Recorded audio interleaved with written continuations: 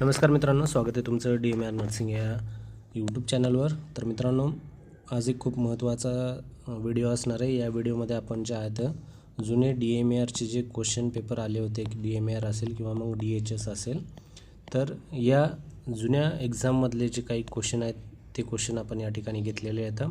यामध्ये ते क्वेश्चन आपण सॉल्व करण्याचा प्रयत्न करणार आहे. व्हिडिओ जर तुम्हाला आवडला असेल तर नक्कीच व्हिडिओला लाईक करा, चॅनलला सबस्क्राईब करायला पण विसरू नका.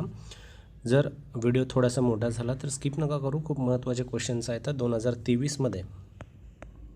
2023मध्ये DHS झाली होती, सर्वांनाच माहिती आहे. तर त्या DHSमधले जे आहेत हे क्वेश्चन्स आहेत मित्रांनो. आपण हे क्वेश्चन या ठिकाणी सॉल्व करण्याचा प्रयत्न करूया. तर चला व्हिडिओ स्टार्ट करू. पहा या ठिकाणी पहिला प्रश्न जे आहे या ठिकाणी कोणता आहे. पहा या ठिकाणी पहिला प्रश्न काय विचारला आहे. पहा, जे कोणी DHSची एक्झाम दिली असेल त्यांना हा प्रश्न माहिती असेल, आठवत असेल की हा प्रश्न आपल्याला पडला होता, तर याचं आपल्याला उत्तर बरोबर आलं होतं की नाही. तर पहा पहिला प्रश्न विचारलेला आहे, which area does not have a lymph nodes. आता सर्वात अगोदर प्रश्न जे विचारला आहे त्या अगोदर तुम्हाला लिम्फ नोड काय आहेत हे माहीत असणं गरजेचं आहे. ठीक आहे, लिम्फ नोड काय आहेत हे जर माहीत असेल तुम्हाला, तर मग लिम्फ नोड कुठे कुठे असतात हे पण माहीत असणं तुम्हाला गरजेचं आहे. ठीक आहे, बॉडीमध्ये कोणत्या पार्टमध्ये लिम्फ नोड्स असतात हा प्रश्न खूप महत्त्वाचा आहे. आता पहा या ठिकाणी कॉमन प्रश्न आहे, पण असेच प्रश्न जे आहेत एक्झाममध्ये पडतात मित्रांनो. आता या ठिकाणी जे काय कधी पण एक्झाम तुम्ही जेव्हा एक्झामला बसता तेव्हा एक ट्रिक युजली फॉलो करायची. ट्रिक कोणती की जे आहेत या ठिकाणी MCQ त्यामध्ये तुम्हाला जे आहेत एलिमिनेट करायचे आहेत. काय करायचे तर MCQमधले एलिमिनेट करायचे. एलिमिनेट म्हणजे कसे, जे तुम्हाला वाटत आहेत की या ठिकाणी 100% आहे, 100मधले तुम्हाला जे वाटत आहेत की हे क्वेश्चन जे आहे हे जे MCQचा ऑप्शन आहे हे नसू शकतं, हे या ठिकाणी 10% चान्सेस आहेत असण्याचे, तर मग अगोदर त्या ऑप्शनला तुम्हाला कट करायचं आहे. ठीक आहे, एलिमिनेट स्ट्रॅटेजी खूप चांगली असते, ज्यामध्ये तुम्हाला जे पर्सेंटेजनुसार तुम्हाला जे वाटतं की बाबा हे ऑप्शन जे आहे बरोबर नसणार आहे, मग त्या ऑप्शनला तुम्हाला अगोदर कट करायचं आहे. तर पहा या ठिकाणी महत्त्वाचं म्हणजे जे आहे ऑप्शन जे आहे ते तुम्हाला कट करायचं सांगितलं. आता या ठिकाणी पहा, which area does not have a lymph nodes असं या ठिकाणी प्रश्न विचारला आहे. म्हणजे या 4 ऑप्शनमध्ये कोणत्या ऑप्शनमध्ये जे आहे लिम्फ नोड नसतात असं विचारलेलं आहे. तर पहा यामधला सर्वात अगोदर लक्षात असू द्या, तुम्हाला एक एक कट करायचं आहे. ठीक आहे, तर पहा तुम्ही लक्ष द्या, यामध्ये स्टमकमध्ये लिम्फ नोड असतात का सर्वात अगोदर. तर पहा या ठिकाणी स्टमकमध्ये जे आहेत लिम्फ नोड असतात मित्रांनो. ठीक आहे, लिम्फ नोड स्टमकमध्ये असतात. ठीक आहे, तर त्यासाठी हे जे ऑप्शन या ठिकाणी असेल का, तर हे ऑप्शन तुम्हाला या ठिकाणी कट करायचं. हे ऑप्शन तुमच्या आन्सरमधून येणार नाही. ठीक आहे, त्यानंतर नेक्स्ट जे आहे ऑप्शन जे आहे या ठिकाणी लंग्स दिलेलं आहे. लंग्समध्ये पण लिम्फ नोड असतात का, तर या ठिकाणी पहा लंग्समध्ये पण लिम्फ नोड असतात. ठीक आहे, त्यामुळं या पण ऑप्शनला आपण करेक्ट करू शकत नाही किंवा म्हणू शकत नाही. नेक्स्ट आहे ऑप्शन या ठिकाणी स्पायनल कॉर्ड. ठीक आहे, स्पायनल कॉर्डमध्ये पहा या ठिकाणी ब्रेन आणि spinal cord, brain and spinal cord, brain आणि स्पायनल कॉर्डमध्ये मित्रांनो लिम्फ नोड हे नसतात, लक्षात असू द्या. ठीक आहे, तर याचं करेक्ट ऑप्शन जे आहे याचं हे B असणार आहे, स्पायनल कॉर्ड. नेकमध्ये पण जे आहे तर आपला जो गळा ज्याला म्हटलं जातं नेक, गळा मागचा पुढचं पार्ट, तर यामध्ये जे असतात त्यामुळे याचं पण हे जे आहे ऑप्शन या ठिकाणी नाही आहे. तर करेक्ट ऑप्शन काय आहे याचं, हे स्पायनल कॉर्ड. लक्षात असू द्या, महत्त्वाचा प्रश्न. जर याचं एक्सप्लेनेशन पाहायला गेलं तर या ठिकाणी पहा एक्सप्लेनेशन पण या ठिकाणी अवेलेबल आहे. नेकमध्ये का या ठिकाणी नसतात, तर पहा या ठिकाणी असतात. तर cervical lymph node filters fluid from the head, scalp and pharynx, त्यामुळे या ठिकाणी हे जे आहे ऑप्शन या ठिकाणी कट झालेला आहे. त्यानंतर लंग्समध्ये mediastinal and bronchial lymph nodes located near the trachea and bronchi, त्यामुळे हे पण जे आहे या ठिकाणी कट झालेलं आहे. स्टमकमध्ये असतात का, तर स्टमकमध्ये पण या ठिकाणी असतात, त्यामुळे स्टमक काय कट झाले, गॅस्ट्रिक आणि मेझेंट्रिक नोड्स असतात लिम्फ नोड जे आहे, त्यामुळे हे पण ऑप्शन कट झाले. त्यामुळे करेक्ट ऑप्शन कोणता आहे, स्पायनल कॉर्ड मित्रांनो. ठीक आहे, समजला. बॉडीमधल्या या 4 ऑप्शनमध्ये कोणत्या ठिकाणी लिम्फ नोड्स नसतात? तर करेक्ट आन्सर त्याचं स्पायनल कॉर्ड आहे. ठीक आहे, रिपीट का सांगतोय? कारण रिपीट केल्यामुळे तुम्हाला जे आहे या ठिकाणी चान्सेस असतात जास्त आपल्याला ते लक्षात राहायचं. समजलं? त्यानंतर नेक्स्ट क्वेश्चन पाहू आपण. पहा दुसरा प्रश्न काय विचारला आहे? A nurse screens individuals dash dash dash the above activity falls under the which level of prevention. आता या ठिकाणी काय विचारलं आहे? लेवल्स ऑफ प्रिव्हेन्शन विचारले. काय विचारलं आहे? Levels of prevention. खूप महत्त्वाचा टॉपिक आहे levels of prevention, CHN community जे आहे मधला. तर पहा ठिकाणी लेवल्स ऑफ प्रिव्हेन्शन जे आहे हे तुम्हाला माहीत असणं गरजेचं आहे. यामध्ये कोणत्या प्रिव्हेन्शनमध्ये काय केलं जातं? आता यामध्ये तुम्हाला बेसिक सांगतो. यामध्ये पहा, पहिलं प्रश्न समजून घ्यायचा आहे, स्क्रीन कोणत्या लेवलमध्ये केलं जातं असं विचारलेलं आहे. स्क्रीनिंग. ठीक आहे, तर या ठिकाणी स्क्रीनिंग हा प्रश्न कोणत्या लेवलमध्ये केलं जातं या चारीमध्ये असा प्रश्न विचारला आहे. तर या ठिकाणी पहा, प्रायमरी प्रिव्हेन्शन म्हणजे काय? प्रायमरी म्हणजे उदाहरणामध्ये तुम्ही जर एखादी तंबाखू खाताय, ठीक आहे, तंबाखू खात आहे, तर मग या ठिकाणी तुम्हाला जर सांगितलं की बाबा तू हे तंबाखू खाऊ नको, जर हे तंबाखू तो खाल्लाच तर तुला काय होईल?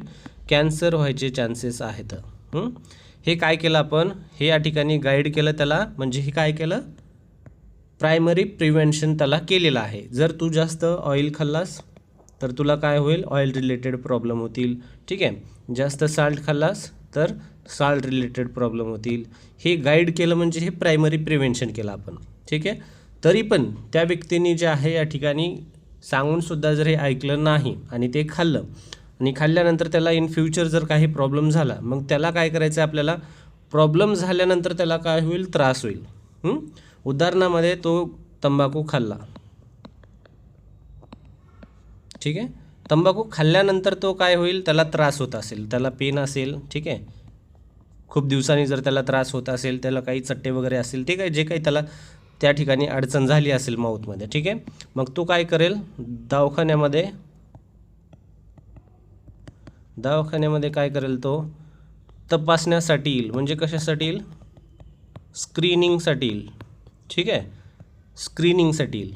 ठीक आहे, मग या ठिकाणी करेक्ट आन्सर काय असणार आहे? ह्याचं जे आहे आपल्याला हे समजून घ्या तुम्ही, स्क्रीनिंग असणार आहे. ठीक आहे, तर आपल्याला सेकंडरी जे आहे या ठिकाणी स्क्रीनिंगच्या अंतर्गत येतं. टर्शरी आणि जे लास्टवाला आहे क्वाटर्नरी, तर हे ऑप्शन जे आहे त्या ठिकाणी करेक्ट आन्सर नाही आहे. त्याचे करेक्ट आन्सर जे आहे त्याचं फक्त हे आहे सेकंडरी, हे करेक्ट आन्सर येतं. एक्सप्लेनेशनमध्ये जर पाहायला गेलं तर या ठिकाणी प्रायमरी प्रिव्हेन्शनमध्ये काय सांगितलं आहे? From ever occurring, prevent the disease from ever occurring. म्हणजे होण्या अगोदरच जे आपण काळजी घेतो टाळण्यासाठी त्याला काय म्हटलं जातं? प्रायमरी. आता लक्षात घ्या, इम्युनायझेशन आपण जे बाळाला देतो हे कधी देतो? उदाहरणार्थ कोणता डिसीज झाल्यानंतर देतो का? डिसीज झाल्यानंतर देतो का? या ठिकाणी नाही, त्याला अगोदरच देतो. ठीक आहे, वेअर इन सीट बेल्ट्स. कारमध्ये बसल्यानंतर जे आपण सीट बेल्ट घालतो हे कशासाठी घालतो? जेव्हा ॲक्सिडेंट जर झाला, इन केस नाही आणि झाला तर त्या ठिकाणी बचाव व्हायसाठीच या ठिकाणी ते घातलं जातं. स्मोकिंग जे आहे या ठिकाणी तुम्ही काय? Cessation program. हे स्मोकिंग सिजेशन प्रोग्राम काय म्हणजे? सिजेशन म्हणजे स्टॉप करणं, स्मोकिंग बंद करणं प्रोग्राम वगैरे. हे कशासाठी? हे कशामध्ये येतं? हे प्रायमरी प्रिव्हेन्शनमध्ये. तर ह्याचं पहिलं हे जे आहे प्रायमरीमध्ये येतं का आन्सर? नाही येत. ठीक आहे, स्क्रीनिंग हे हा शब्द लक्षात असू द्या. आता त्यानंतर दुसरं या ठिकाणी secondary early detection and rapid treatment. या ठिकाणी पहा, कॅन्सर स्क्रीनिंग हा शब्द आला पहा. ठीक आहे, आपल्याला कोणता शब्द मॅच करायचा? हा स्क्रीनिंग शब्द. ठीक आहे, मग याचं करेक्ट आन्सर काय आहे? स्क्रीनिंग. ठीक आहे, सेकंडरी. या ठिकाणी पहा, बीपीची एक्सने विलेज लेवल और TB स्किन टेस्ट वगैरे. ठीक आहे, early detection and rapid treatment. जरी यामध्ये तुम्हाला डिटेक्ट झालं तर त्यानंतर तुम्हाला त्या सोडून द्यायचं नसते, त्या ठिकाणी लगेच ट्रीट करायचं असते. त्यामुळे सेकंडरी याचं करेक्ट आन्सर आहे. ठीक आहे, क्वाटर्नरी आणि टर्शियरी जे आहे तर टर्शियरमध्ये rehabilitation and reducing permanent disability. जर झालंच आहे तर मग त्याला कमी त्रास व्हायला पाहिजे असं जे विचार केलं जातं ते टर्शरीमध्ये. ठीक आहे, आणि क्वाटर्नरीमध्ये जे आहे protecting patient from medical over intervention किंवा अवॉइडिंग अननेसेसरी डिफेन्सिव्ह मेडिसिन, जी गरज नाही ते कमी करता येतं का, असं त्या ठिकाणी प्रयत्न केला जातो. समजला प्रश्न? लेवल्स ऑफ प्रिव्हेन्शन खूप सोपा आहे, लक्षात असू द्या आणि महत्त्वाचा आहे. प्रश्न बऱ्याच वेळेस पडतो हा. त्यानंतर थर्ड क्वेश्चन पहा, तिसरा प्रश्न काय विचारतोय, which of the following is a multimodal analgesia for managing cancer pain. आता प्रश्न या ठिकाणी समजला असेल. ठीक आहे, शब्द काय विचारला आहे, अनॅल्जेसिया. त्यानंतर मल्टीमोडल, शब्दशः अर्थावर जा. मल्टी म्हणजे जास्त. ठीक आहे, त्यानंतर following is a multimodal analgesia. ठीक आहे, pain for managing cancer pain. ठीक आहे, तर पहा या ठिकाणी काय सांगितलं आहे,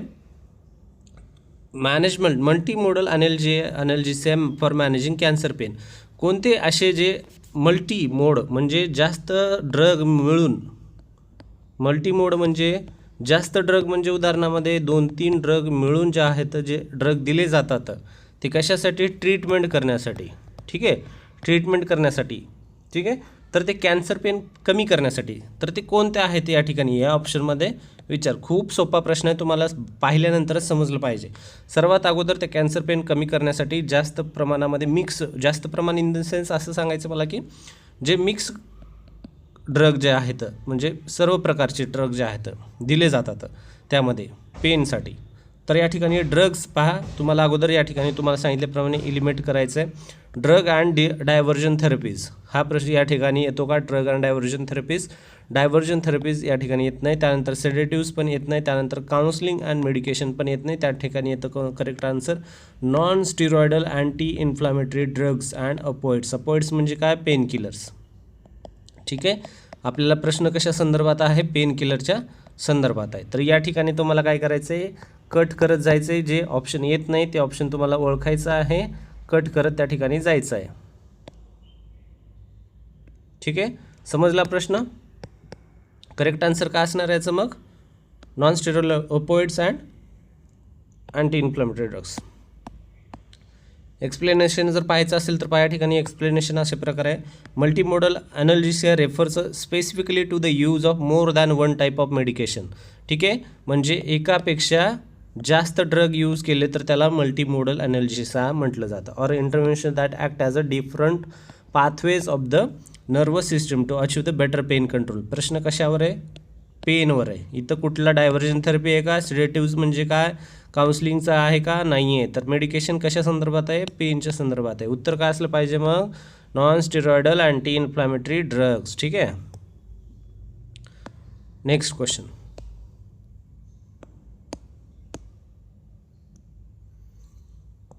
पहा, चौथा प्रश्न काय विचारला आहे, in which service can patients log, store and monitor health records on a mobile device.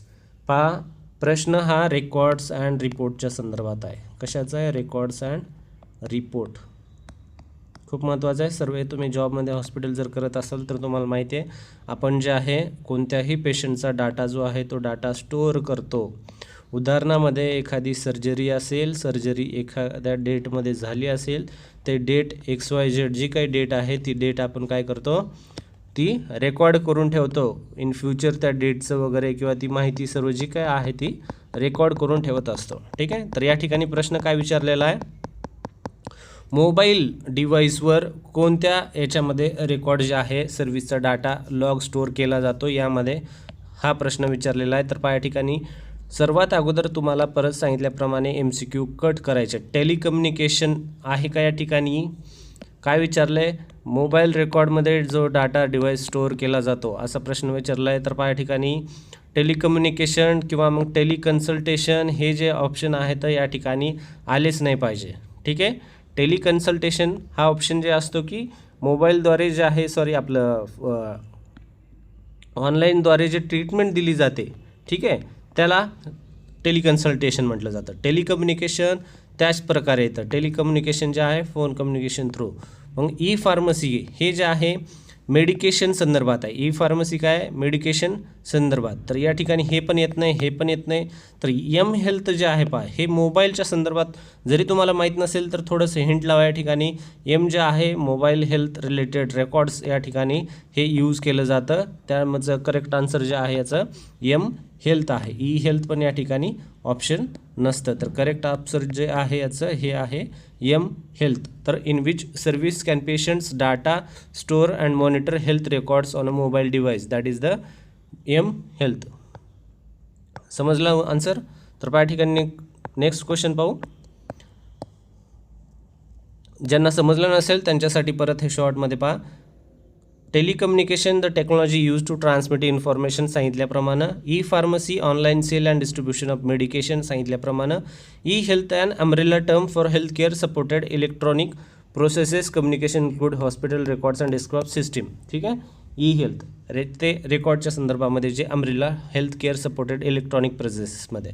आणि इथं महत्त्वाचं एम हेल्थ जे आहे आपलं option health mobile app and wearable जे आहे त्या ठिकाणी used for personal health tracking and remote monitoring. या ठिकाणी मॉनिटरिंग शब्द, या ठिकाणी पण मॉनिटरिंग शब्द. ठीक आहे. तर तुम्हाला लॉजिकली पण काही आन्सर जे आहेत या ठिकाणी सॉल्व करायचे असतात. तर त्यानंतर नेक्स्ट पुढचा प्रश्न काय सांगितला आहे? Unconscious transfer of inappropriate attributes is called. Unconscious, आता महत्त्वाचं हे सर्व शब्द तुम्हाला माहीत असणं गरजेचं आहे. या ठिकाणी unconscious transfer of inappropriate attributes is called as a. तर पहा या ठिकाणी याचं करेक्ट आन्सर जे आहे हे जे आहे या ठिकाणी काउंटर ट्रान्सफरन्स जे आहे याचं करेक्ट आन्सर आहे मित्रांनो. तर पहा या ठिकाणी काउंटर ट्रान्सफरन्स काय सांगतं?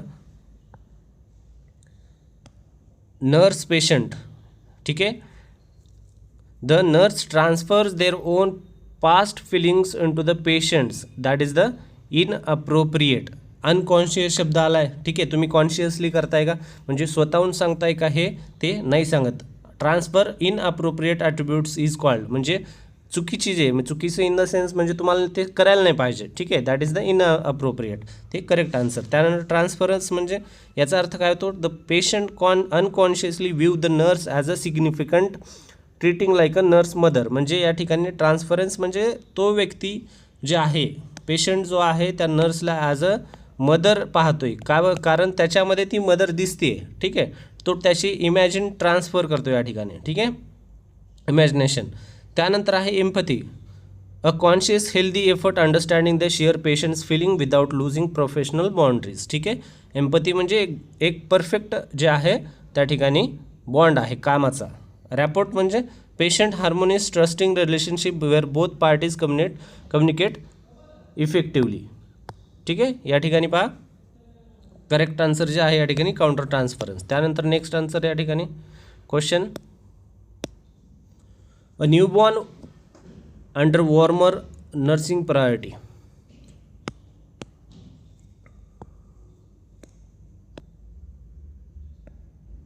प्रश्न काय विचारला आहे? A newborn under a warmer nursing priority. हा खूप मोठा प्रश्न होता, त्याला शॉर्टमध्ये केलेला आहे, छोटा प्रश्न केलेला आहे. पहा या ठिकाणी 6वा प्रश्न.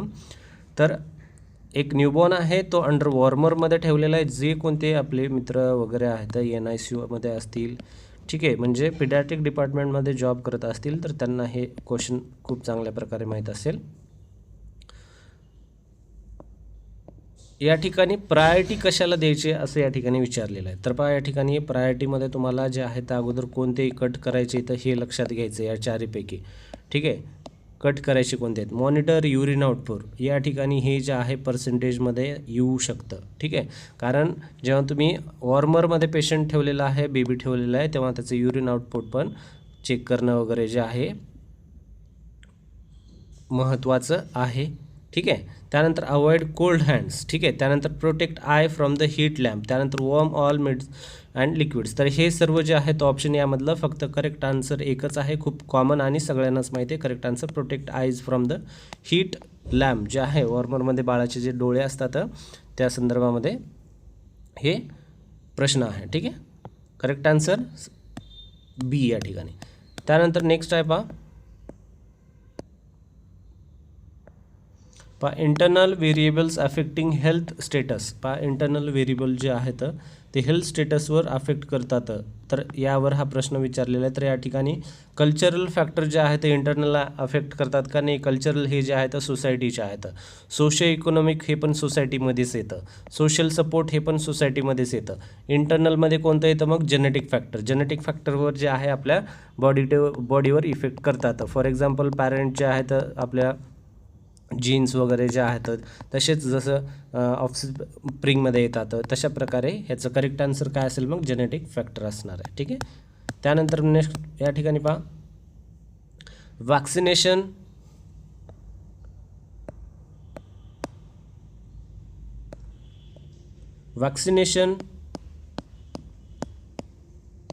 लीड्स टू वॅक्सिनेशन दिल्यानंतर कोणती इम्युनिटी बाळामध्ये येते हा प्रश्न या ठिकाणी विचारलेला आहे. तर पहा या ठिकाणी वॅक्सिनेशन दिल्यानंतर बाळामध्ये कोणती इम्युनिटी येते असे या ठिकाणी विचारलेले आहे. तर पहा या ठिकाणी natural active following and infection long term. ठीक आहे. त्यानंतर acquired active vaccination long term. त्यानंतर नॅचरल पॅसिव्ह मॅटर्नल प्लासेंटल किंवा मिल्क शॉर्ट टर्म. त्यानंतर ॲक्वायर्ड पॅसिव्ह.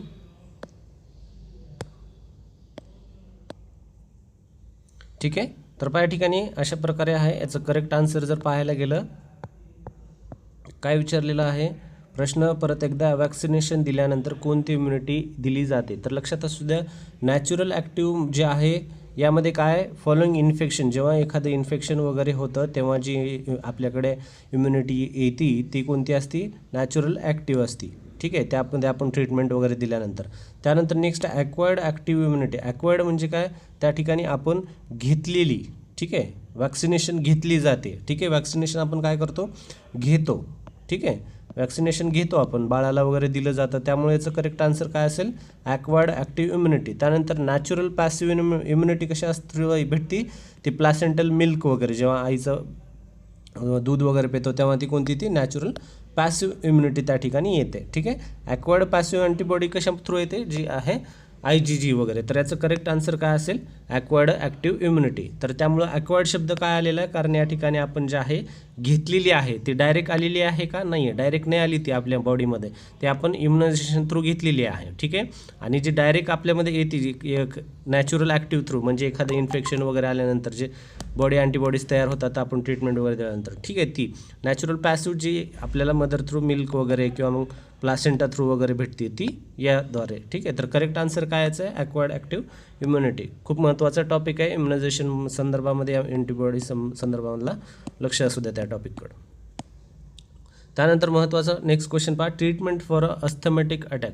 अस्थमॅटिक अटॅकवर ट्रीटमेंट काय दिलं पाहिजे या ठिकाणी विचारलेलं आहे. तर पहा या ठिकाणी अस्थमॅटिक अटॅक आल्यानंतर तुम्ही पाणी देऊ शकता या ठिकाणी नाही पाणी नाही देऊ शकत. ले डाऊन अँड रेज लेग्स नाही करू शकत. त्यानंतर प्रोन पोझिशन नाही करू शकत. करेक्ट आन्सर या ठिकाणी सीट अँड लिनिंग फॉरवर्ड. बसल्यानंतर पुढच्या साईडला जे आहे तुम्हाला थोडंसं बेंड व्हायचं आहे. ठीक आहे. पुढच्या साईडला बेंड व्हायचं. ठीक आहे. तर हे जे आहे तुम्हाला correct answer seat leaning forward या ठिकाणी ह्याचं करेक्ट आन्सर आहे. पहा या ठिकाणी काय या ठिकाणी सांगितलेलं आहे ग्रॅव्हिटी अँड लंग एक्सपान्शन. जर असं बसल्यानंतर काय होतं यामध्ये sitting upward allows the diaphragm drop providing the lungs with maximum space expand. त्यामध्ये लंग्सला जास्त स्पेस भेटतो. यूज ॲसेसरी मसल्सचा यूज होतो leaning forward supporting the arms and table on knees allow the accessory muscles to chest and neck to work more efficiently. चांगलं काम या ठिकाणी होतं त्या प्रकारे. रिड्यूस अँझायटी पण त्या ठिकाणी होती. अँझायटी त्यामुळे बसल्या तशा प्रकारे बसल्यामुळं casualty into stable comfortable position help lower their heart rate. ठीक आहे. हार्ट रेट झाला म्हणजेच अँझायटी प्रकारचं. करेक्ट आन्सर काय सिट लिनिंग फॉरवर्ड. त्यानंतर 10वा प्रश्न proximo distal development example. Proximo distal development example जे आहे या ठिकाणी हे विचारलेलं आहे प्रश्न. तर पहा या ठिकाणी ह्या बाळाच्या ग्रोथ अँड डेव्हलपमेंट संदर्भात प्रश्न आहे प्रॉक्झिमो डिस्टल डेव्हलपमेंट एक्झाम्पल. ठीक आहे.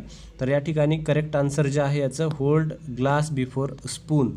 म्हणजे तुमचे जे बॉडीचे फिंगर्स आहेत बाळाचे फिंगर्स डेव्हलप होण्या अगोदर जे आहेत बॉडीचं जे आहे हँड डेव्हलप होतं. ठीक आहे. म्हणजे बॉडीचं या ठिकाणी हँड डेव्हलप झाल्यानंतर मग फिंगर्स डेव्हलप होतं. The centre child first gains control over the trunk, torso and shoulder म्हणजे मेन पार्ट. त्यानंतर extremities later control, then moves near the arms and legs, followed by the hands and feet, finally fingers. म्हणजे development कशा प्रकारे आहे, अगोदर shoulder वगैरे, त्यानंतर मग कंट्रोल द हँड वगैरे, त्यानंतर मग फिंगर. तर या ठिकाणी अगोदर कोणतं येतं, ग्लास आणि स्पून डेव्हलपमेंट.